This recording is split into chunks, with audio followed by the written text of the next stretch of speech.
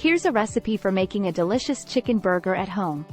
Ingredients: 1 pound ground chicken, 1 small onion, finely chopped, 2 cloves garlic, minced, 1/4 cup breadcrumbs, 1/4 cup chopped fresh parsley, 1 egg, salt and pepper to taste, 4 burger buns, lettuce leaves, sliced tomatoes, sliced red onion, sliced pickles, mayonnaise, ketchup.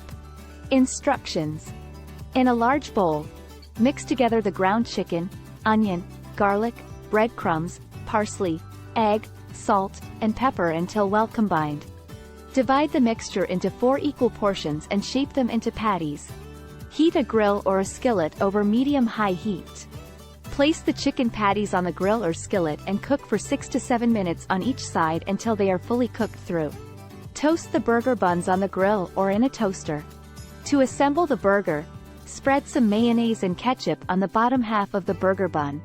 Place a lettuce leaf on top, followed by a chicken patty, sliced tomatoes, red onion, and pickles. Top with the other half of the burger bun.